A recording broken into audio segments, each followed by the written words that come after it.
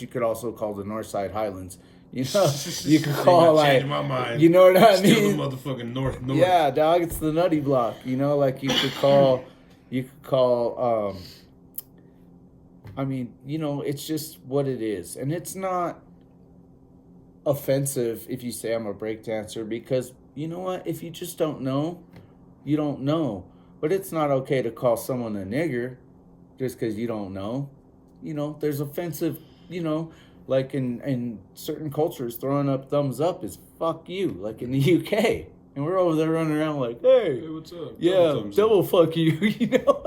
So it's like, there's but that's where hip hop is communal because it's universal because graffiti art in the UK, Germany, the US, Brazil, the hip hop, DJing, the MCing, the b-boying, it's communal. It's universal. It's the same language. It's from the people for the people. So what they did to b-boying is they culturally appropriated it, and there was no way to tangibly sell. Where they couldn't make a CD, they couldn't sell a canvas, and they couldn't have you know. So there was no way to tangibly sell b-boys. So they hired Crazy Legs and all them to do all this fancy shows and this and that, and then for about 6 years they just fucking kicked them to the curb because there was no tangible way to make capitalistic money off of that version of hip hop. Right. So that's when b-boying died out in the U.S. Well, guess what? Storm and all them took all they bought all the turtlenecks out of this shop in New York, like completely disrespected the whole New York hip hop community as far as breakdancing went. Because Storm, they were rich Europeans, and they bought all the turtlenecks, the whole shop. They bought the shop, so no one could get those same breakdancing turtlenecks. And they went over to Europe for about 4 or 5 years, and they just exploded hip hop. Because over there, if you got in trouble for fighting, they put you in breakdance classic. If you got in trouble for vandalizing, they put you in artwork class. If you got, you know, yeah, they had like interventions almost. They embraced a hip hop culture as wow. This is a chance for our youth to have a second renaissance, and that was that was 90. Mm-hmm. So when they came back over in 92, 91 for the Zulu anniversary, and they were just fucking destroying the breakdance floor, fucking destroying graffiti murals, that's when 92 became the year of the bomb for the US. And that's when it's just everything just took off, huh? Yeah, because we were like, hold on a second. This is a US culture. Hip hop? It started in the Bronx, Holmes. This is a US culture from the people for the people. As grassroots and as guerrilla garden as it gets. We created something from nothing. Unga bunga, I make fire. Straight up. And I love it. You know, I love the story and like I love being a part of it, you know, because you know, in the early 90s, we would take the RTD to go to hip hop battles, and you know, we were wearing the baggiest clothes. It was stupid. And you know, we had backpacks hanging down to our butt cheeks and like, you know, but it was a golden era of creativity and you know, it was an age of adventure because the 80s, you know, like getting a sandwich and riding your bike around with a flashlight. No, the 90s were crawling around freeways and crawling around tunnels and freight yards. So the 90s to me with hip hop still had that 80s feel, adventure of adrenaline. Yeah, and like, you know, the world is out there and I'm feral at this moment, you know, not lamenting about the past and not imagining about the future. You're when you're bombing or when you're breaking, when you're b-boying or MCing, I can't speak for DJing because I don't really DJ, but it's called affinity, not infinity with an I. It's affinity with an A. Explain. And that's completely in the moment. No thought, no lamenting of the past, and no imagining about the future. You're completely caught in the now. And it's really hard to do. It's really hard to do, you know? Because even in the back of my head, I'm thinking about my dog at home. You know, I was thinking about, did I fuck something up? You know, like, and that's what it is we, we let all these distractions. It's hard, but it's called affinity. And I remember like points of affinity when I was b-boying, because b-boying, it's like tap. It's a spotlight dance.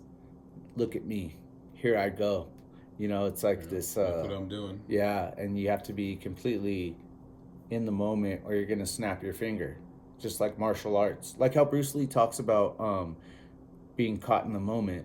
That's along the same lines. Gotcha. He's like, you know, it's a martial art because you have to be, yeah. So I mean, like we would, fuck man, we would go all over. We'd win, we'd lose. One time, this team from Garden City, Kansas, came out here, and Garden City, Kansas, is the biggest trailer park in the nation. And I used to live on 38th and Meade. And we were like, who the fuck are you guys? Where's Garden City, Kansas? And then we were looking it up, and they were like, yeah, it's like 2004. And they were like, yeah, we're staying at Motel 6. Da, da, da. And I was like, guys, nah. Me and my buddy at our house, we're cooking. Like, come over, guys, you know. And just like those Cali crews took us in. For sure. We took those guys in from Garden City, Kansas. And, like, it just pays forward. And, you know, now our students have students who have students, and like have students. Yeah, you know, like I said, we were the apex of the pyramid back in the late 90s and 2000s, and we started a bunch of other crews. I used to live in the Avondales on Colfax and Irving. And we used to go dance at the Spot, and we started teaching breaking classes at General Juvenile Probation. And this guy Kevin was taking the classes, and he was like, there's no way this stupid fucking teacher is going to be better than those guys at the Spot. Right. And I walk in, me and my boy Fate, and he goes, oh fuck, it's those dudes from the Spot. He's Kid Cruz. He's sponsored by Red Bull. I took him off the street. I was like, no, you're living with me this year. Like, until you get a job, until we do this competition. Like, no, that's dope, man. I took him in. Now he's sponsored by Red Bull, has a kid, he's doing well. Like, hell yeah. Kid Cruz. Hey, let's talk a little bit about b-boying, though. Because you said there is a difference, like popping and locking are two different things. Sure. Can you explain to him? Sure. So there's b-boying, which is more like ground moves and like, hitting the flow. Yeah. And then there's even like a dance called turfing. And it's like a style of a mix of b-boying and street jazz. That's here nor there. But b-boying is more like floor moves where... spin moves, more acrobatic, but popping and locking are definitely two different genres. And because everyone thinks they're the same. They do. And you know, that's common. You know, like people, that's why we're here to let them know. People say football in America, and it's soccer. Whatever. Potato, tomato.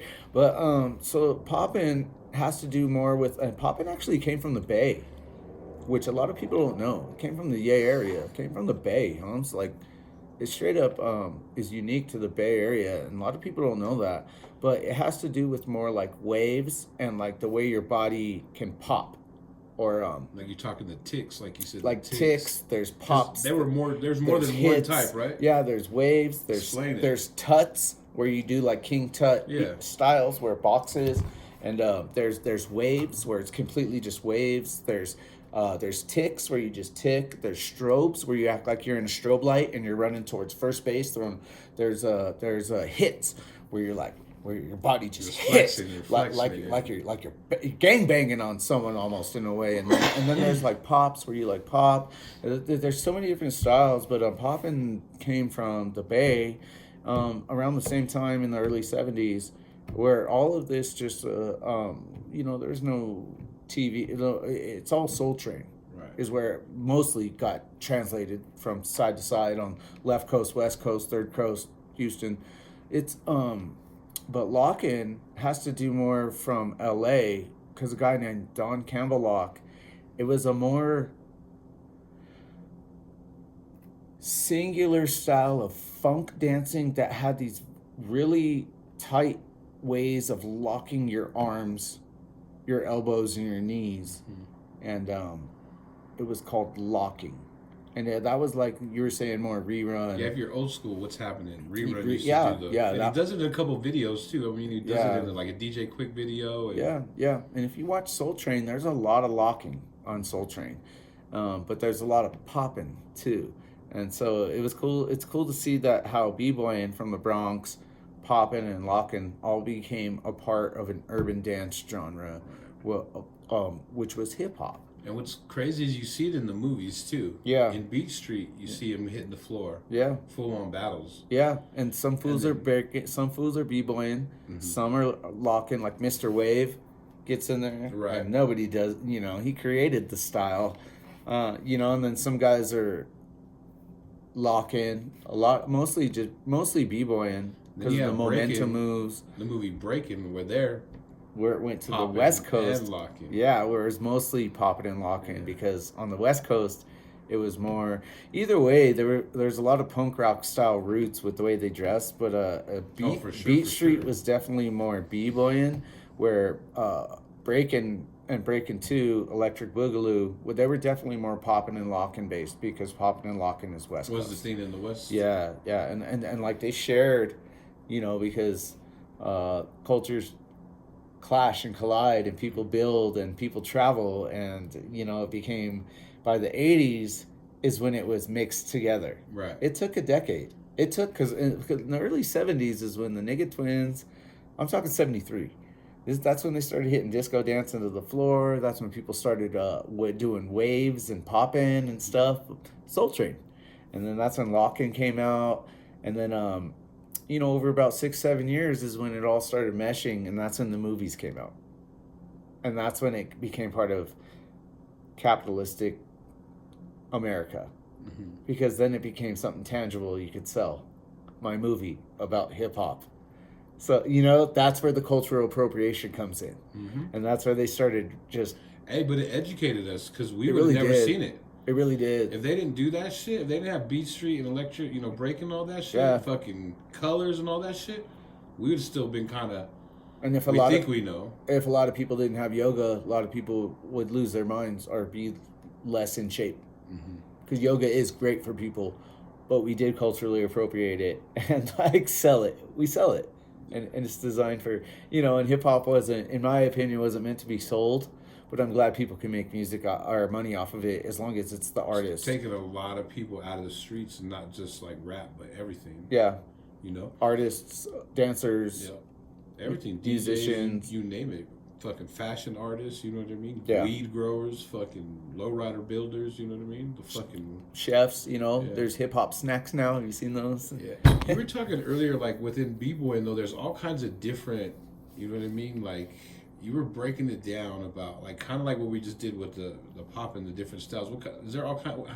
Explain some of the styles of b-boying. Wow, it's beautiful because different parts of the country really came out with different. Because when b-boying came back to the U.S. in the late '90s and the '90s, because the year of the bomb, I mean it fucking exploded, made COVID look lazy. Right. I'm talking. Even Denver, we went into craze, and it's cool because the East Coast teams, they kept more of a traditional style of hand movements and footwork and more. I don't want to say basic. The West Coast will say it's basic. The East Coast will say the West Coast don't ride the beat enough, but it was like the West Coast was like super innovative as far as like creativity, momentum, moves, physicality. Who are the cats? And then Texas just took both. Who are the cats that really killed it, that took it to the next level? The cats that wear the masks. Oh, Jabberwockies. Yeah. Where are they from? So they're from all over California. And one of the coolest things about Jabberwockies and GWT is when we started teaching at Motion Underground up in Boulder, every year they would have like a hip-hop dance festival, and they would have all these professional dancers from the West Coast come out and do like tutorials. Yeah, exactly. Like you'd go, you'd pay and you'd show up, and one of them was Gary Kendall, and sick ass b-boy, sick ass hip hop dancer. I mean, I'm talking legendary. He taught the guys that taught everyone on the West Coast that are in a dance video, like all the little girl and Missy Elliott, that's older now. He taught all the dudes that taught the people that taught her when she was a little kid. Gotcha. Yeah, triple OGs. So that year we went out to battle dance and we had our choreography. Is because Gary Kendall came out for the last 3 years and helped us learn choreo. We would just hit the floor, and he goes, "No." He goes, "You guys go on your hands and You you gotta have a little routine. He goes, "More artsy, less Street. technical." Okay. And so he broke it down like ice skating, technical versus art. And we were like, "Oh, okay." So we went out to battle dance, and he was kind of our secret coach, and that's when we fucking dusted everyone, and Furious Styles beat us out, but we took third in a competition where you had to apply to get in. It's on TV. We beat Air Force crew, fucking international crew. Everyone underestimated us. Right. So Gary Kendall is one of the founding members. So since he coached us through that, when you get into GWT, we go old school and we get you a belt buckle and a belt. Right. We got silver, motherfucker. I got my Cosmo. I got my OAK. I remember seeing Fate with one. I got my GWT. We all have them. When you get your stripes, that's your stripes. That's your stripes. You're on the lineup. Okay. You earned your winner. Yeah. So since Gary battled with us a couple times and helped us get so far with battle dance, when he came to Colorado a few months later, we showed up to the dance studio with the GWT belt for him. Dope. Guess who's the founding member of Jabberwockies? He is Gary Kendall. So he, the first year they were in America's Best Dance Crew, they designated that whole season to their fallen crew member who passed away. Man. Gary Kendall. He's in GWT, Jabberwockies. That's crazy. Yeah, we are linked. Like, and those cats are still like doing it big. They were, I mean, yeah, and he's in the baby video. Yeah, he is the original founding member, and he's Jabberwockies and GWT when he passed away. R.I.P. He has the belt. You don't know what it means to get that belt, because that's old school hip hop, Steez. For real. It's like getting the vest, bro. It's just like getting the vest. Look at my hair standing up right now. I'm freaking out. I remember when I got my belt, bro. Do you remember that shit? Fuck yeah, dude. Fuck yeah, dude. Ray Ray and Epi, Dash and Fate. Fate wasn't even in GW yet. I got into GW. We had to earn our way in. Dash and Lalo goes, everybody's in the crew. Who wants stripes? Everybody wants in. You know, there's 15 people trying to be GW. I know. You know, because we were the cool kids. Lalo was like, we're the fucking B-boys, homie. This is a B-boy crew. We're boogie boys. We're gonna boogie. Like, and Lalo and Dash, I gotta hand it down to them, dude. They made me fucking earn it, dude. I was like, send me in. They go, we'll go in. They're like, you always take that initiative. Yeah, and they're like, you suck, but you're always down to go in. They're like, that's so tight, but you're actually better than last week. And after a couple weeks, they were like, yeah, you're down. But when Lalo and Dash and them really put the crew back together in 2000, when we got like professional, I showed up and Ray, Epi, Lalo, and Dash had a belt for me. Nice. I started punching the air. And then at our neck, because we would have meetings and we would vote on things and like, where are we going this month? Like Cali, are we going? Who's going where? Who's in the battle? Who's on what? We would have meetings because we were I remember a meeting. I was like, hey guys, I want to put a vote up. I want Fate to get a belt. I go, everyone's hands up, yay or nay. Everyone goes, yay. And I voted Fate in. Even though we've been G'd up since we were kids, the 90s, but in 2000 we got serious and like a whole different ballgame. And then it was crazy. And that's when we got good because we pushed each other. You are who you hang around, and they were high caliber dancers, so I got good. And I just mostly rode the beat and kind of had some special tricks, and like, you know, I could make it to the semis and knock some people out and let the boys take it home. Kind of like some Karate Kid. Yeah, dude, yeah. You know, fuck a couple fools up, Yeah. take them out early, and then they go in and Sweep clean the it all leg, up. Johnny. Sweep the leg. Yeah, I would go in. I would go in and sweep the leg. But it was cool because we had, you know, there, at a point in time there was 10, 12 of us, and so we would do GWT, and then we would enter as groundwork technicians, ghetto wrecking thugs, groovin' world. On the phone, GWT is 498. So we'd enter as the 49ers. There'd be 5 3-on-3 GWT teams. Nice. 5 other 3-on-3s, Fort Collins. Did you ever end up battling each other? All the time. In the like finals? All the time. What was that like though? Because you know you're gonna be talking shit if your crew wins against another 3-man team in your crew. Brutal, because if you slip, you got to hear about it tomorrow. Exactly. Oh, the worst, bro. Because I was never the worst, but I was never the best. So it's like sometimes I did like B plus, but sometimes I did some D minuses. It happens, man, all the time. Well, it's hard too when it's in front of 700 people. Oh, for sure, brother. You know, like that's hard because it's a, you know, you want to perform. It's a pride thing. You know, like